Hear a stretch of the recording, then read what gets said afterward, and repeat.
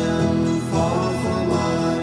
She's waiting for love to be realized. I'll send her my heart covered as a gift, and hope that you'll take it into her side. La la la la la la la la la la la.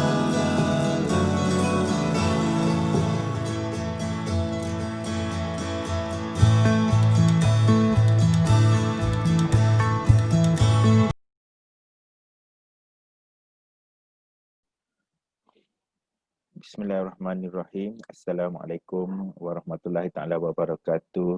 Salam sejahtera. Saya mengambil kesempatan ini untuk mengucapkan selamat menyambut bulan Kaunseling Kebangsaan 2020 kepada semua rakan-rakan kaunselor berdaftar di seluruh pelosok negara. So, pada hari ini dalam webinar kita seterusnya, insya-Allah kita akan berbincang berkenaan dengan tema hidup sejahtera bukan kecewa. Okay, so program ini adalah program sembang santai untuk bersama kaunselor berdaftar dan juga rakan-rakan yang bersama-sama di dalam program ini. Insya-Allah kita akan bersama-sama berkongsi berkenaan dengan hidup sejahtera bukan kecewa. Tuan-tuan dan puan-puan sekalian, insya-Allah apabila kita berbincang berkenaan dengan isu kesihatan mental ataupun mental sihat dan sebagainya, kita melihat apabila kita mempunyai mental yang sihat, sekiranya yang pertama kita selesa dengan diri kita sendiri. Yang kedua adalah kita selesa dengan orang lain dan juga persekitaran. Dan sudah semestinya kebolehan kita untuk menghadapi cabaran kehidupan kita sehari-harian dan kebolehan kita untuk kita mengenali dan mengendalikan emosi kita dengan baik. So, orang yang sihat mentalnya sudah semestinya dapat berinteraksi dan menyesuaikan diri dengan orang ramai serta boleh menyumbang kebaikan kepada masyarakat.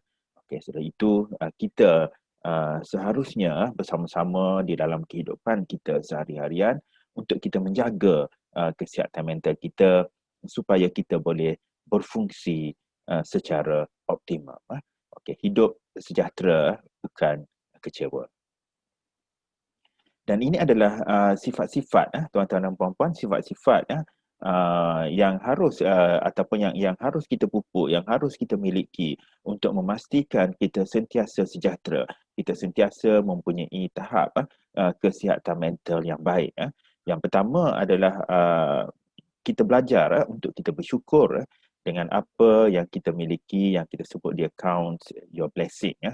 Iaitu kita bersyukur, kita belajar untuk menerima apa yang berlaku dan belajar bersyukur, belajar menerima apa yang berlaku itu bukan bererti kita tidak buat perubahan, iaitu kita, apa yang lebih penting kita belajar untuk menerima apa yang berlaku dan seterusnya kita memberikan satu komitmen untuk menjadikan sesuatu perkara itu lebih baik. Dan yang keduanya adalah pemikiran yang positif. Kita kena membina pemikiran-pemikiran yang positif, kita sentiasa membina kemahiran-kemahiran kita di dalam yang kita sebut self-talk ataupun kita sentiasa bercakap tentang diri kita, tentang perkara-perkara yang memberi motivasi kepada diri kita, memberi sesuatu perkara yang positif. Kita selalu fikirkan yang positif, kita elak berfikiran dan beranggapan yang buruk dan kita kurangkan ataupun kita jangan sangka buruk terhadap orang lain. Dan insya-Allah apabila kita dapat membina sesuatu situasi yang kondusif, sesuatu situasi yang positif dan sebagainya, insya-Allah kita juga akan menjadi individu yang lebih sihat, individu yang lebih sejahtera. Dan seterusnya yang kita lihat adalah berkeyakinan diri. Kita yakin bahawa insya-Allah kita yakin diri yang kita boleh melakukan perkara-perkara yang ingin kita lakukan ataupun yang dipertanggungjawabkan oleh kita. Dan apa yang lebih penting adalah kita percaya bahawa tidak ada perkara yang kita tidak boleh pelajari. Di mana pepatah Melayu mengatakan, di mana ada kemahuan, di situ ada jalan. Di mana ada kemahuan, di situ ada jalan. InsyaAllah kita usaha, insyaAllah kita doa, kita usaha secara berusaha, secara beristiqamah, kita syukur dan kita bertawakal. Dan insyaAllah Allah SWT akan membantu kita, Tuhan akan bantu kita untuk menjadi individu yang lebih baik, yang lebih sejahtera. Dan yang keempatnya adalah kita harus mempunyai harga diri, iaitu kita belajar untuk menyayangi diri kita, kita belajar supaya kita tidak akan melakukan perkara-perkara yang memberi mudarat, yang mendatangkan mudarat atau yang menjatuhkan maruah diri sendiri dan sebagainya. Dan apa yang lebih penting lagi adalah kita belajar untuk mengatakan tidak, iaitu perkara-perkara yang kita tahu yang akan mendatangkan bahaya kepada diri kita, tuan-tuan dan puan-puan semua, rakan-rakan kaunselor berdaftar yang saya sayangi semua, dan juga rakan-rakan pendengar yang lain. Dan kita belajar supaya kita tidak takut ataupun tidak was-was untuk mengatakan tidak. Sebab apa? Anda ataupun kita lebih dihormati kerana kita mempunyai pendirian dan kekuatan untuk mengatakan tidak, iaitu kita perlu melatih untuk tegas diri, melatih untuk tegas diri supaya kita boleh hidup lebih sihat, kita boleh hidup lebih selesa.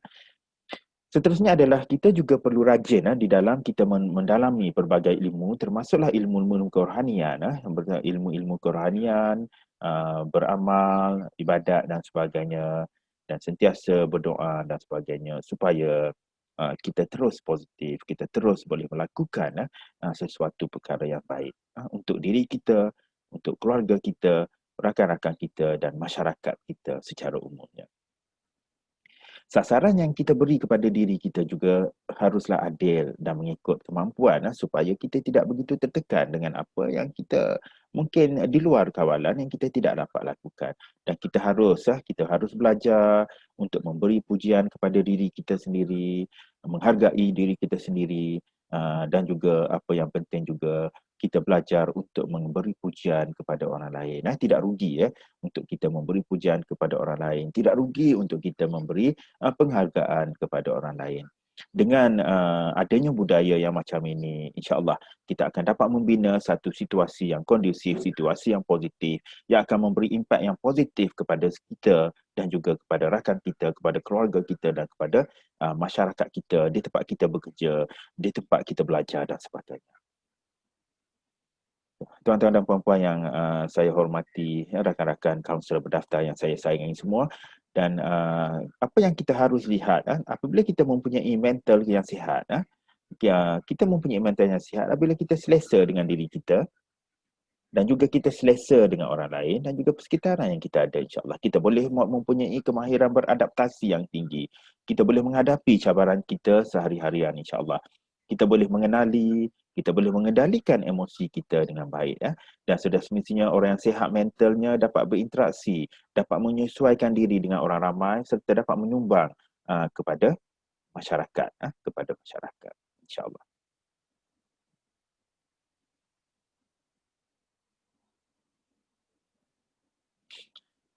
Okay. Dan sebab itulah kita juga harus lihat bahawa dalam kita mengendalikan diri kita, dalam kita menguruskan emosi kita, dalam kita memastikan hidup kita lebih sejahtera dan sebagainya, kita tengok kalau kerajaan juga telah mempromosikan program yang kita kata minda sihat daripada Kementerian Kesihatan Malaysia, iaitu berkaitan dengan Let's Talk. Iaitu ini adalah program-program yang kita kata memberi galakan untuk memastikan untuk mempromosikan supaya masyarakat lebih sejahtera. Sebagai contoh, apa yang dikatakan program Let's Talk itu adalah berkaitan dengan yang pertama adalah yang kita katakan tell someone you trust about your problem. Kita berkongsi sesuatu perkara yang kita hadapi supaya masalah itu tidak terbeban kepada kita sendiri. Dan kita juga rakan-rakan profesional saya, kita juga perlu ada rakan-rakan seprofesional kita yang juga kita boleh berkongsi isu-isu yang kita hadapi, cabaran-cabaran hidup yang kita hadapi, kesukaran-kesukaran, kegusaran yang kita hadapi sehari-harian, supaya kita dapat kurangkan tekanan, kita dapat idea-idea baru untuk kita menangani isu-isu dan juga perkara-perkara yang kita hadapi di dalam kehidupan kita sehari-harian. Sebab itu, yang keduanya yang kata A is ask for help. Kita mohon kita dapatkan pertolongan daripada rakan-rakan kita boleh percayai, kepada rakan-rakan saya yang lain, masyarakat dan sebagainya. Kita dapatkan pertolongan daripada rakan profesional, kaunselor yang profesional untuk memastikan kita terus dapat berkongsi, mendapat sesuatu penyelesaian, pengendalian sesuatu isu yang kita hadapi dengan lebih baik. Dan yang ketiganya adalah kita belajar untuk mendengar. It's a listen without judgment. Kita belajar untuk kita mendengar, menjadi pendengar yang baik tanpa kita memberi sesuatu penghakiman. Dan apa yang lebih penting juga adalah promosi kita know where to seek help. Sebab itu kita nak supaya masyarakat tahu kita ada banyak talian sokongan psikologi, talian sokongan psikologi yang diuruskan, yang dikendalikan oleh kerajaan, yang dikendalikan oleh swasta dan persendirian dan sebagainya.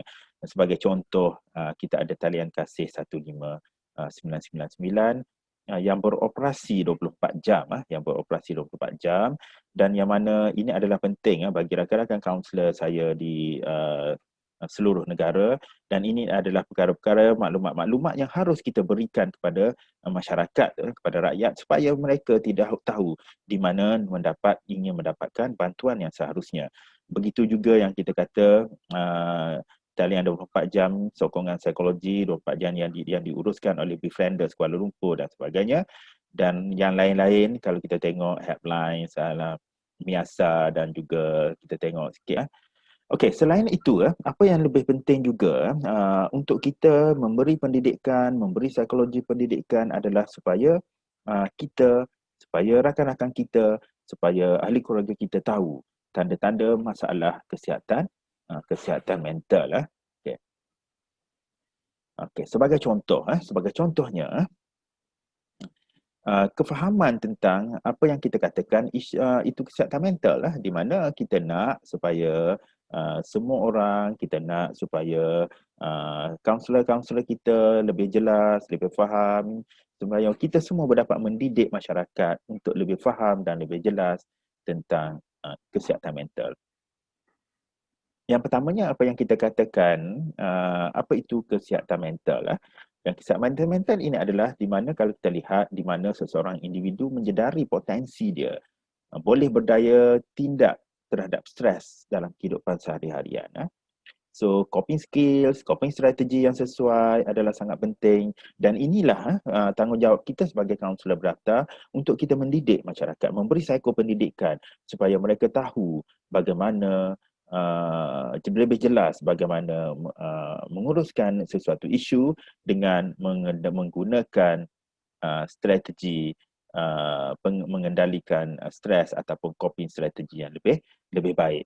Dan apabila individu itu mentalnya sihat, maka dia menjadi individu yang lebih produktif, boleh bekerja dengan produktif, boleh belajar dengan lebih baik, lebih produktif dan sebagainya, dan akhirnya dia boleh menyumbang kepada kebaikan masyarakat. Dan sudah semestinya mereka yang mempunyai kesihatan mental yang baik adalah mereka yang pertamanya selesa dengan diri sendiri, yang keduanya adalah selesa dengan orang lain, dan ketiganya adalah boleh menerima cabaran hidup seharian.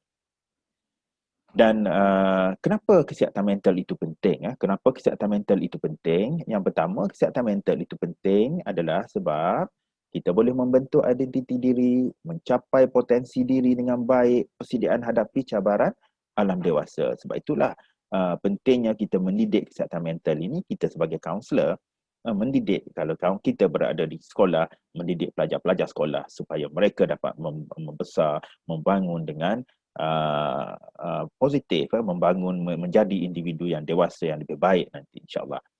Dan dari segi keibubapaan pula adalah menjamin gaya keibubapaan yang efektif, dan juga dapat melahirkan keharmonian di dalam perkahwinan dan sebagainya.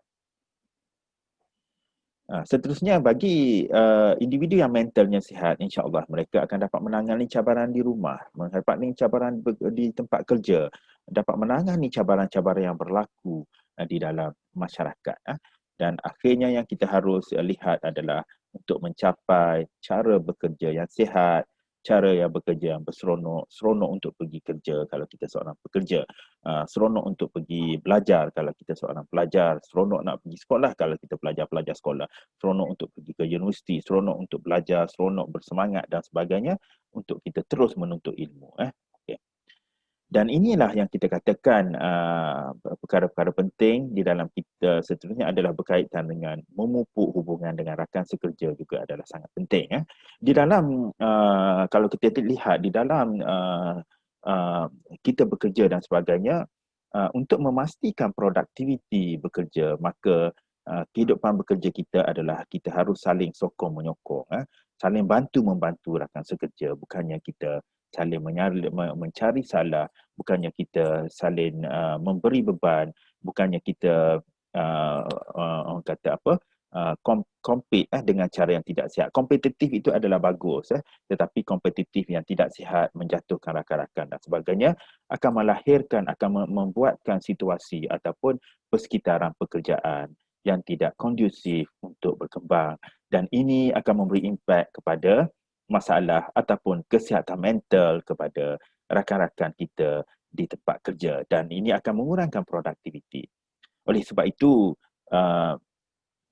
perkara penting adalah untuk kita melahirkan situasi ataupun kita kata persekitaran pekerjaan yang kondusif, dan ini akan meningkatkan produktiviti kita sehari-hari, produktiviti pekerjaan, dan membolehkan kita terus untuk menjalani hidup yang bahagia, hidup yang sejahtera, dan akhirnya kita dapat meningkatkan kualiti kehidupan yang lebih baik. Tuan-tuan dan puan-puan dan rakan-rakan kaunselor sekalian, kalau kita lihat masalah kesihatan mental dan juga penyakit mental, apa yang kita katakan masalah kesihatan mental? Masalah kesihatan mental dia berlaku apabila seseorang individu mengalami gangguan emosi atau perasaan yang boleh mengakibatkan fungsi kehidupan seharian tidak pada tahap optimum. Itu adalah masalah kesihatan mental. Manakala apabila kita sebut masalah penyakit mental pula adalah sejenis penyakit yang menyebabkan gangguan pada fungsi otak. Gangguan pada fungsi otak yang menyebabkan gangguan-gangguan ketara di dalam pemikiran, perasaan dan tingkah laku. Dan beberapa perkara yang mungkin saya ingin berkongsi juga pada hari ini adalah kalau ini adalah beberapa tanda yang kita ataupun yang rakan kita, yang masyarakat kita mungkin yang kita kata murung. Okey, sebagai contoh, kalau kita rasa saya selalu sedih, saya selalu risau, orang kata saya lemah, saya sukar tidur, orang kata saya malas dan hidup ini sudah tiada maknanya lagi dan sebagainya. Dan ini adalah tanda-tanda yang kita ada gejala-gejala penyakit ataupun gejala-gejala isu-isu yang berkaitan dengan kesihatan mental. Oleh itu, jika anda mempunyai tanda-tanda di atas, anda juga boleh dikatakan anda mungkin murung. Okay. Oleh sebab itu, jangan bersendirian. Okay, jangan bersendirian. Cari rakan-rakan untuk kita berkongsi. Mulakan langkah dengan bercakap. Mulakan langkah dengan berkongsi dengan orang kita percayai. Itu adalah sangat penting untuk kita bagi pendidikan kepada masyarakat dan juga kepada ahli-ahli keluarga dan sebagainya. Dan kalau kita lihat tuan-tuan dan puan-puan, rakan-rakan kaunselor berdaftar saya, iaitu penyakit mental bukanlah sesuatu yang memalukan dan menjatuhkan maruah. Sebab itu pesakit mental perlukan bantuan dan sokongan anda. Perlukan bantuan dan sokongan kita. Hulurlah, yang kita sebut hulurlah bantuan. hulurlah bantuan, iaitu yang pertama, listen, kita dengar. Yang kedua, kita tanya, kita bantu. Yang ketiga, yang kedua kita tanya, dan yang ketiga adalah kita bantu. Listen, ask and help. Dan kita belajar untuk tidak mendiskriminasi, mendiskriminasi, di mana kita nak supaya individu yang mempunyai isu-isu berkaitan kesihatan mental ini, mereka akan rasa ada orang bersama mereka, ada orang yang ingin bantu mereka, dan ada orang yang sedia mendengar, dan ada orang yang tidak mengadili mereka, dan mereka tahu ada orang yang prihatin, ada orang yang prihatin. So saya percaya semua kaunselor berdaftar kita di seluruh pelosok negara ini adalah kaunselor yang sangat prihatin untuk membantu individu, untuk memastikan kita sama-sama bekerjasama untuk melahirkan masyarakat yang lebih sejahtera, insya-Allah. Tuan-tuan dan puan-puan, okey, hidup sejahtera bukan kecewa. Dan isu kesihatan mental ini, individu itu berisiko jika contohnya kalau ada isu-isu berkaitan dengan buli. Buli ini kalau kita lihat dia bukan setakat buli secara fizikal semata-mata, tetapi buli juga boleh dikategorikan sebagai satu yang kita tengok adalah buli fizikal. Itu yang kita nampak. Tetapi buli secara lisan dengan kata-kata yang negatif yang akan memberi impak yang begitu mengganggu uh, kesejahteraan individu. Yang ketiga adalah mungkin buli cyber dan sebagainya, memberi komen-komen yang negatif yang menyebabkan individu tertekan dan sebagainya. So ini adalah isu-isu yang berkaitan yang kita kata kesihatan mental. Dan yang kedua adalah berkaitan dengan isu memendam rasa, tidak berkongsi. Sebab itu kita nak galakkan, kita nak bagi pendidikan kepada masyarakat supaya mereka boleh berkongsi. Dan yang keduanya adalah isu yang berkaitan dengan kurang keyakinan diri. Sebab itu kita kalau di sekolah, sebagai seorang kaunselor sekolah, kita mendidik pelajar-pelajar supaya mereka dapat meningkatkan keyakinan diri.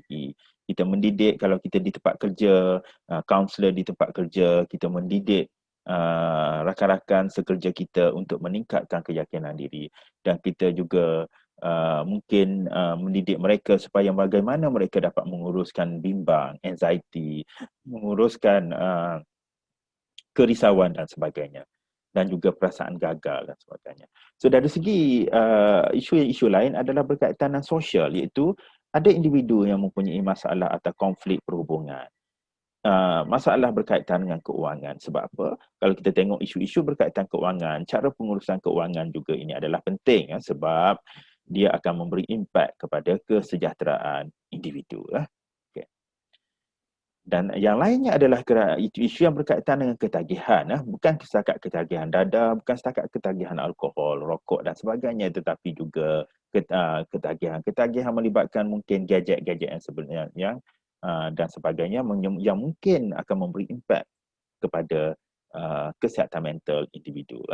Dan yang lain-lain, isu-isu berkaitan dengan penderaan fizikal, penderaan emosi, penderaan keluarga dan sebagainya. Oleh sebab itu kita sebagai seorang kaunselor berdaftar juga harus sensitif.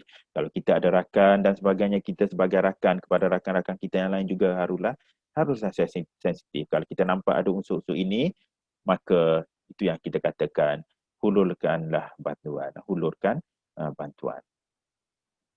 Dan akhirnya juga yang kita tengok tragedi yang berlaku, mungkin ada kenangan-kenangan silam yang sentiasa menghantui diri kita, kenangan silam yang sentiasa menghantui rakan-rakan kita, isu-isu mungkin yang melibatkan kematian, isu-isu grief yang berlaku dalam kalangan rakan-rakan kita yang mereka begitu struggles untuk menghadapi keadaan-keadaan itu. Maka kita jadilah pendengar yang baik, bantulah mereka, sokonglah mereka dia memberi sokongan sosial, memberi sokongan psikologi dan sebagainya supaya mereka dapat berkembang, belajar untuk menerima dan sebagainya.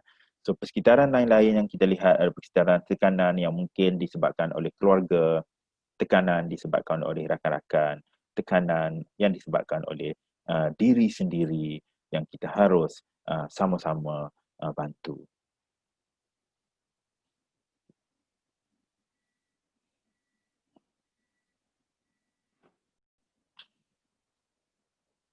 Tuan-tuan dan puan-puan yang saya hormati, rakan-rakan kaunselor semua, bagaimana kita nak membantu, how we can support someone who is experience a mental health problem. Okay. Yang pertamanya adalah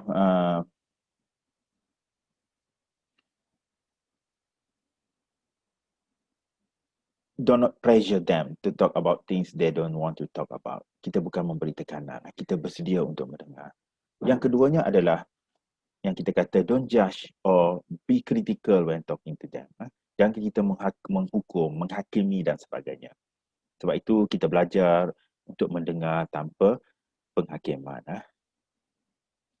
Yang ketiga, kita sentiasa memberi offer ataupun sokongan-sokongan emosi dan juga kita tanya mereka bagaimana kita boleh tolong dan sebagainya. Dan apa yang lebih penting juga adalah kita belajar untuk sama-sama membantu, spend time with them, luangkan masa, listen, mendengar apa yang mereka nak cakap. Okay, jangan takut untuk bercakap dan tanya bagaimana kita boleh bantu dan sebagainya. Regularly check up on them and stay in touch. Kita ikut perkembangan. Dan yang paling penting juga educate about mental health. Maksudnya kita memberi psikopendidikan, memberi program-program psikopendidikan kepada individu, kepada mungkin individu di bawah jagaan kita, kepada pelajar-pelajar kita dan sebagainya. Dan juga kita juga harus sama-sama untuk mencari jalan bagaimana kita terus boleh memberi sokongan yang betul, find the right supports and care they need yang mereka perlukan, or for helping them with some daily tasks, and of course remind them that you are there to help. Okay, so itu adalah beberapa perkara yang kita harus sama-sama bekerjasama, sama-sama berganding tenaga, berganding bahu untuk memastikan kesejahteraan masyarakat Malaysia yang menjadi masyarakat yang hidup sejahtera, bukannya masyarakat yang hidup kecewa.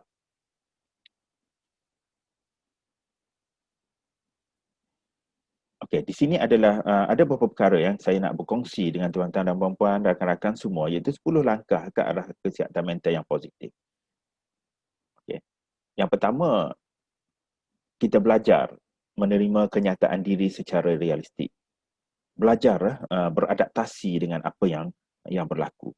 Sebab tidak semua perkara yang kita ingin dia akan berlaku, dan tidak semua perkara yang berlaku kita boleh ubah dia dan sebagainya, dan ada perkara-perkara yang kita harus beradaptasi dan kita menerimanya.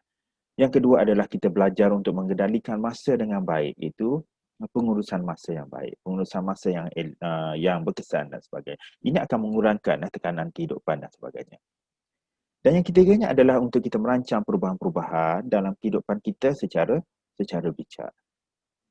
Dan yang keempat adalah kita memupuk hubungan harmoni, kasih sayang dengan ahli keluarga, rakan-rakan kita dan juga orang-orang sekeliling kita, insya-Allah. Yang kelima, kita juga harus ingatkan supaya kita juga menjaga kesihatan. Bukan setakat kesihatan psikologikal kita semata-mata, tetapi kesihatan fizikal sekali. Dan kita menyediakan masa untuk kita beraktiviti fizikal. Kita sediakan masa untuk kita beriadah dan sebagainya. Dan kita harus belajar untuk memastikan kita mempunyai rehat yang cukup, kita mempunyai tidur yang cukup. Sebab badan kita juga memerlukan masa untuk berfungsi, untuk rehat dan akhirnya dapat berfungsi dengan baik. Dan kita juga harus belajar untuk mengendalikan stres dengan berkesan dan kita mengamalkan nilai-nilai murni, dan akhirnya apa yang penting, berkongsilah masalah dengan orang lain. Berkongsilah masalah dengan sesiapa yang kita percaya, dan yang paling penting juga berkongsi masalah dan mendapatkan pertolongan daripada profesional sekiranya perlu. Oleh sebab itu kita sebagai seorang kaunselor berdaftar ataupun rakan-rakan lain dapatkan pertolongan. Kalau nak dapatkan pertolongan daripada profesional, dapatkan pertolongan daripada kaunselor berdaftar dan sebagainya. So kalau kita lihat dari segi ini saya melihat tema pada Hari Kesihatan Mental sebelum ini, iaitu 2019, iaitu berkaitan dengan sayangi nyawa, hidupkan harapan. Iaitu kalau kita lihat hampir 800,000 orang mati akibat bunuh diri setiap tahun. Dan ini agak besar. Dan dia bersamaan dengan satu orang yang membunuh diri bagi setiap 40 saat. Itu 2019, tuan-tuan dan puan-puan. Dan inilah yang kita katakan mungkin berkaitan dengan depression, paranoid, iaitu seseorang yang menderita gangguan neurosis kronik yang berkembang secara beransur-ansur, berpunca daripada kebimbangan, berpunca daripada kehilangan sesuatu yang telah diperolehi. Oleh sebab itu, kalau kita tengok pertubuhan kesihatan dunia, WHO mengesyorkan 4 intervensi utama yang berkesan di dalam mencegah bunuh diri. Okey, yang pertamanya adalah untuk menyekat akses kepada cara membunuh diri. Yang kedua adalah untuk membina kemahiran golongan muda dalam menghadapi tekanan hidup. Dan yang ketiga adalah pengesanan awal pesakit yang berpotensi membunuh diri dan mendapat saranan rawatan. Dan yang keempatnya adalah bekerjasama dengan media untuk memastikan laporan berita bunuh diri adalah penuh etika dan bertanggungjawab.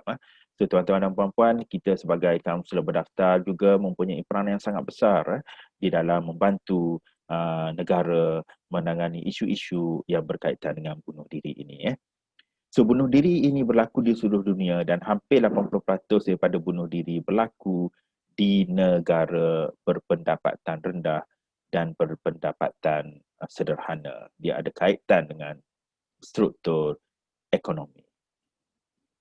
So, walau apapun hubungan di antara bunuh diri dan gangguan mental, terutamanya kemurungan dan gangguan penggunaan alkohol, sudah dikenali dan telah diberi kesedaran, banyak kes bunuh diri ini berlaku secara mendadak dalam waktu-waktu krisis, krisis ekonomi, krisis wabak dan sebagainya. So, faktor risiko juga yang kita katakan ini selanjutnya termasuklah yang kita kata mungkin pengalaman kehilangan, loneliness, kesepian, diskriminasi yang berlaku, masalah hubungan, masalah keuangan, sakit dan penyakit kronik, keganasan, penyalahgunaan dan juga konflik ataupun kecemasan kemanusiaan yang lain-lain. So, faktor risiko tertinggi untuk bunuh diri adalah cubaan bunuh diri sebelum ini. So, bunuh diri adalah penyebab kedua kalau kita lihat dari segi statistik. Bunuh diri adalah penyebab kedua kematian bagi usia 15 hingga 29 tahun di seluruh dunia. Oleh sebab itu, kalau kita tengok, kita sentiasa ingatkan bahawa kita ada talian bantuan sokongan psikologi seperti talian kasih 1599 dan Befriender Kuala Lumpur yang ada yang boleh dihubungi dalam masa 24 jam. So, maklumat-maklumat ini rakan-rakan kaunselor berdaftar saya, so kita harap kita akan dapat sentiasa bantu memberitahu masyarakat supaya mereka tahu di mana mereka dapatkan bantuan dalam keadaan yang terdesak dan sebagainya. So, sebab itulah saya selalu juga berkongsi dengan program berkaitan dengan Let's Stop Minda Sihat. Ini adalah satu inisiatif kesedaran rakyat tentang kepentingan kesejahteraan dan kesihatan minda serta membantera stigma kesihatan mental. So, Let's Stop Minda Sihat. Tell someone you trust about your problems. Ask for help. Listen without judgment. Know where to seek help. So, tuan-tuan dan puan-puan dan kaunselor berdaftar yang saya hormati semua. So, sebab itulah di dalam program-program kita, apabila kita bercakap berkaitan dengan Let's Stop program, maka kita juga ada isu-isu ada perkara-perkara yang kita boleh laksanakan sama-sama, iaitu tentang listening project. Apabila kita perlu individu untuk bercakap, berkongsi, maka kita perlu latih juga individu yang mempunyai kemahiran mendengar yang baik. Kita juga perlu latih komuniti kita dan insya-Allah kita akan dapat kerjasama sama-sama untuk kita laksanakan juga, bukan setakat Let's Stop program, kita juga laksanakan juga listening project untuk kita latih masyarakat kita latih komuniti kita untuk menjadi pendengar yang yang baik, insya-Allah. Itu adalah perkara-perkara yang kita boleh sama-sama laksanakan, yang boleh sama-sama kita lakukan bersama demi kebaikan masyarakat kita, demi kebaikan rakyat semua, demi kebaikan negara kita dan sebagainya, insya-Allah.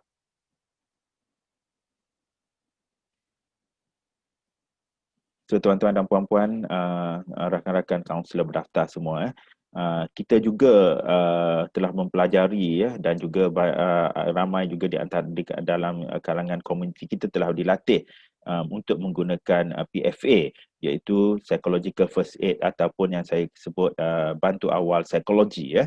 Sebab apa? Bantu awal psikologi adalah boleh kita gunakan sebab dia adalah memberi bantuan yang segera dan mengurangkan derita. So, bantu segera kurangkan derita. Ini adalah satu pendekatan yang kita boleh sama-sama gunakan, sama-sama laksanakan di dalam memastikan kita hidup sejahtera. So, kalau kita bercerita tentang hidup sejahtera bukan kecewa, maka kita boleh lihat dari segi pokok minda sihat, di mana di sini ada 10 perkara yang kita harus didik, kita harus buat pendidikan psikologi dan sebagainya, psychoeducation dan sebagainya untuk melatih individu supaya mereka yang pertama boleh menangani kemarahan, yang kedua boleh menguruskan masalah dengan berkesan, yang ketiga boleh meningkatkan produktiviti hidup, yang keempat hidup secara bahagia bukan kecewa, yang kelima terus bermotivasi, dan yang keenam adalah melatih untuk tegas diri dan merasa mempunyai harga diri yang baik dan sebagainya, dan yang penting juga yang ke-8 adalah matlamat hidup yang realistik. Dan yang ke-9 adalah boleh bertolak ansur, dan akhirnya yang 10 menerima hakikat kehidupan. Di dalam untuk menghasilkan perkara-perkara ini, maka apa yang kita harus bajai kehidupan kita, apa harus kita bajai adalah dengan kita bajainya dengan kasih sayang. Kita latih, kita bajainya dengan kemahiran daya tindak supaya mereka boleh hidup lebih sejahtera, bukan kecewa. Kita bajainya dengan individu mempunyai rasa tanggungjawab yang besar. Kita bajainya dengan komunikasi berkesan. Kita bajainya dengan kejujuran. Kita bajainya dengan pemikiran positif dan juga nilai-nilai murni di dalam persahabatan. Kita bajainya dengan nilai moral, kita bajainya dengan nilai-nilai agama dan sebagainya. Dan kita bajainya dengan nilai-nilai keperhatian sokongan sosial, dan juga kita bajainya dengan kesihatan fizikal. Dan bayangkan kalau kita lihat jika kita sebatang pokok yang perlu dibaja, dipupuk untuk hidup subur, dan semestinya akan menghasilkan buah yang baik, insya-Allah. Dan rakan-rakan kaunselor berdaftar yang saya kasihi semua, insya-Allah, di dalam kita menjaga kesihatan mental kita, salah satu cara adalah kita juga harus meluangkan kata me times, iaitu masa untuk kita, dan salah satunya adalah dengan kita bercuti dan sebagainya. Okay, apa yang akan beri impak kepada kita? Apa yang akan berlaku apa yang akan jadi apabila kita bercuti? Yang pertama, kita mungkin boleh berhenti memikirkan sejenak tentang kerja-kerja kita sehari-harian semasa kita bercuti. Dan kita sudah semestinya kita boleh mengamalkan mindfulness. Mindfulness adalah keupayaan untuk kita berada pada realiti masa kini. Nikmati sepenuhnya percutian jika kita bercuti. Kita dapat beri perhatian terhadap kesihatan dan kesejahteraan diri, dan sudah semestinya semasa bercuti keperluan-keperluan tidur, kita dapat menguruskan keperluan tidur yang berkualiti, dan bercuti itu bermakna anda cuba memulihkan diri daripada tekanan. Jadikan pengalaman bercuti kita semua menyeronokkan dan lebih bermakna.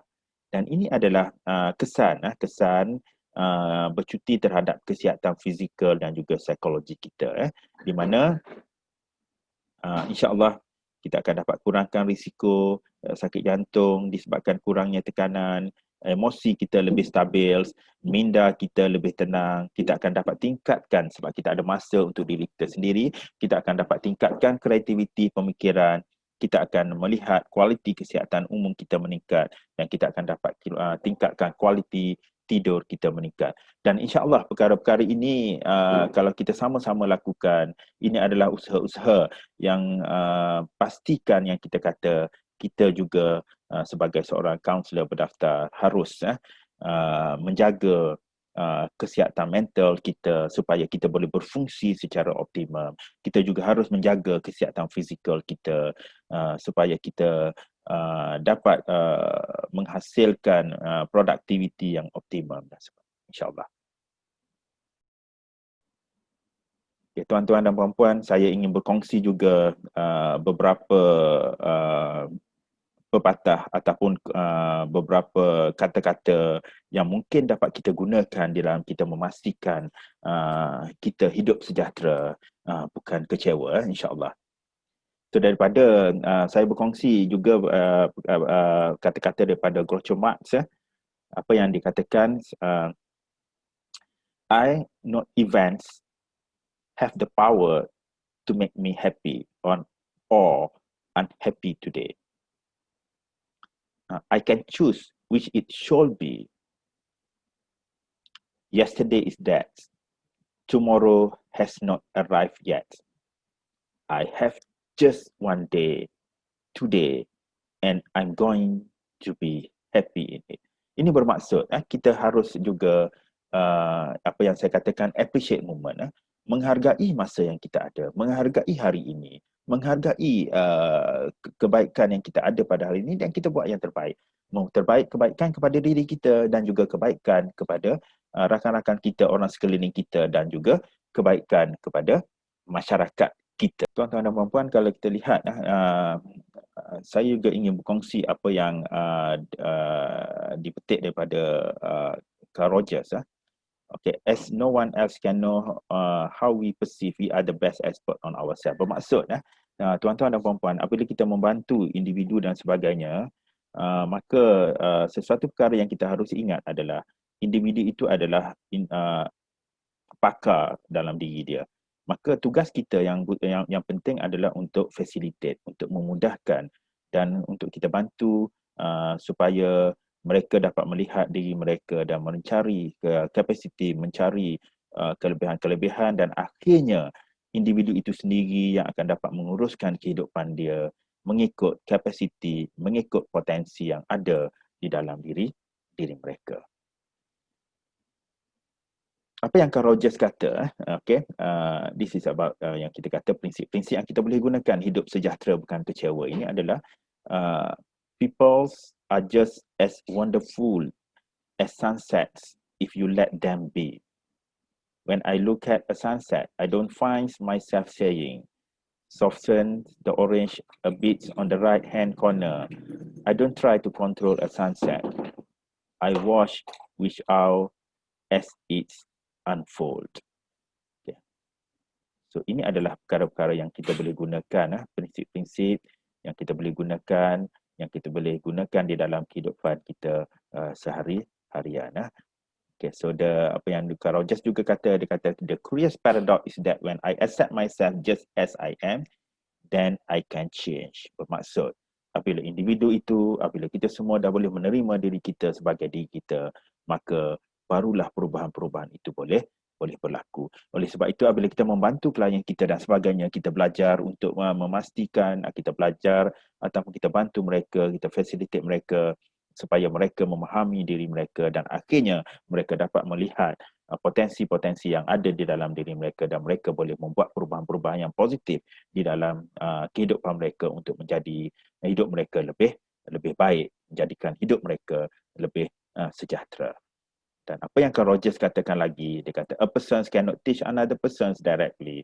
A person can only facilitate another learning. A person can only facilitate another learning. Okay, ini yang saya katakan tadi, tugas utama kita adalah untuk memudah cara, tugas utama kita untuk facilitate, untuk membantu individu itu berkembang dengan lebih baik, membantu individu itu berkembang dengan lebih positif, insyaAllah. apa yang dikongsikan lagi juga dikata, when the other person is hurting, confused, troubles, anxious, alienated, terrified, or when he or she is doubtful or self-worth, uncertain as to identify, then understand is called for. The gentle and sensitive companionship of an empathic stance provides illumination and healing. So in such situation, deep understanding is, I believe, the most precious gift one can give to another. So ini adalah perkara-perkara yang kita harus gunakan, kita dapat gunakan sama-sama apa yang dikongsikan oleh Carl Rogers bersama dengan kita. So apa yang Carl Rogers kata lagi is the good life is a process, not a state of being. It is a direction, not a destination. Inilah adalah kehidupan. Kehidupan adalah suatu kehidupan yang sejahtera, itu adalah satu direction, bukannya suatu destination. Yang kita tengok. So tuan-tuan dan puan-puan, saya berkongsi lagi apa yang Carl Rogers kata adalah, dia kata apa, if I can listen to what he can tell me, if I can understand how it seems to him, if I can see its personal meaning for him, if I can sense the emotional flavor which it has for him, then I will be releasing potent force of change in him. So ini adalah pentingnya yang kita kata kemahiran kita untuk kita berempati, kemahiran kita untuk kita memahami orang lain di dalam proses kita membantu, kemahiran kita untuk kita dapat membantu, memudahkan individu lain untuk melihat dunia dia dan kita melihat dunia mereka sebagaimana mereka melihat dunia mereka. Maka ini adalah satu perkara yang sangat besar, sangat penting di dalam kita membantu individu itu, membantu seseorang individu untuk berubah ke arah yang lebih baik. Dan the only person who is educated is the one who has learned how to learn and change. The only person who is educated is the one who has learned how to learn and change. So tuan-tuan dan puan-puan, dan kita tengok ini adalah apa yang dikatakan, experience is for me the highest authority. Maksudnya pengalaman itu adalah sangat besar, pengalaman itu adalah sangat penting untuk memastikan seseorang individu itu belajar sesuatu. So the touchstone of validity is my own experience, no other person's idea, and none of my own idea are as authoritative as my experience. It is to experience that I must return again and again, discover a closer approximation to truth, as it is the process of becoming me. Maksudnya, itulah pengalaman kehidupan seseorang itu akan menjadikan individu itu lebih baik, menjadi individu lebih kental, menjadi individu itu lebih positif dan sebagainya. Okay.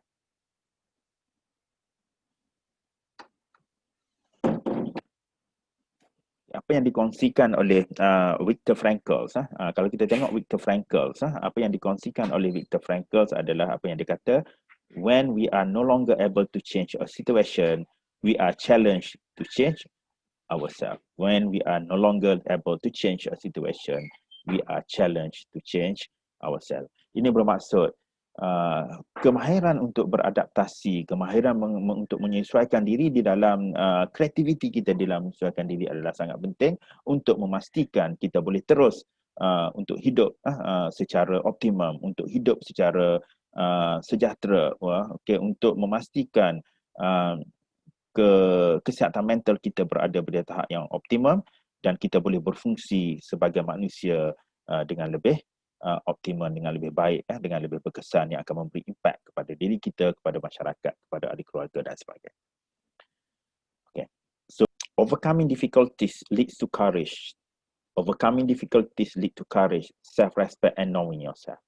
So kebolehan kita untuk menangani kesukaran yang kita hadapi akan memberikan kita suatu semangat yang besar, memberi motivasi, memberikan rasa harga diri, memberikan rasa penghormatan kepada diri, and itulah yang kita akan lebih memahami diri kita sendiri. Okay. And then follow your hearts always and remember to take head along with you. Ini yang dikatakan, kita ikut apa yang kita rasa, tetapi kita pastikan kita sentiasa rational. So, choose a new approach to get a different outcome. Bermaksud kalau kita nak membuat sesuatu, kita ingin mendapatkan hasil yang berbeza dengan hasil yang biasa kita berlaku, yang hasil yang biasa kita dapat, of course apa yang lebih penting adalah kita kena memilih satu pendekatan yang baru. So ini adalah perubahan-perubahan yang mungkin berlaku, perubahan-perubahan yang perlu harus kita lakukan sama-sama di dalam memastikan kita menjadi individu yang lebih baik. Dan apa yang lebih penting juga di dalam kita memastikan kita hidup sejahtera dan bukan kecewa adalah ini yang kita katakan breaking away from the negative thoughts pattern, breaking away from the negative thought patterns. Kita reduce, kita kurangkan, kita hilangkan pemikiran-pemikiran negatif yang ada di dalam diri kita dengan kita menggantikan pemikiran-pemikiran lebih produktif, pemikiran-pemikiran positif yang akan menyumbang kepada kesejahteraan kita, yang akan menyumbang kepada produktiviti kehidupan kita sehari-harian. So akhir sekali apa yang saya katakan, live a happy life bermaksud sama-samalah kita dapat recap di sini di dalam kita memastikan hidup sejahtera, bukan kecewa. Yang pertama adalah kita reduce negative self-talk. Kita sentiasa dari hari ke hari kita belajar untuk kita mengurangkan pemikiran-pemikiran negatif kita ataupun perkataan-perkataan negatif yang kita bahagi, yang kita sentiasa bercakap dengan diri kita. Okay, negative self-talk, think positive. So kita tambah dengan positive self-talk, berfikiran positif. Kita praktis, kita mengamalkan mindfulness, kita berhati-hati, kita lihat apa yang berlaku, kita sedar apa yang berlaku di sekeliling kita. Dan apa yang penting juga kita jaga pemakanan kita, jaga diet kita, kita makan makanan yang sihat dan kita manage tekanan hidup kita, manage stress in your life. Dan yang penting juga adalah cultivate a healthy lifestyle. Okay, kita laksanakan kehidupan yang lebih sejahtera, kehidupan yang lebih baik. Cara hidup kita, cara kita merancang kehidupan kita, cara kita menguruskan keuangan kita, cara kita menguruskan pekerjaan kita, keluarga kita dan sebagainya, insya-Allah. So saya doakan kita semua sentiasa hidup sejahtera, be a great counselor. Terima kasih dan selamat maju jaya, insya-Allah. Kita jumpa lagi di dalam siri-siri webinar yang lain yang akan datang, insya-Allah. So saya doakan agar kita sentiasa dirahmati Allah Subhanahu Wa Taala dan kita sentiasa dilindungi oleh Allah Subhanahu Wa Taala dan sentiasa diberi petunjuk untuk menjadi individu yang lebih baik, individu yang lebih positif, individu yang hidupnya sejahtera, bukan kecewa. Dengan itu, Assalamualaikum warahmatullahi taala wabarakatuh.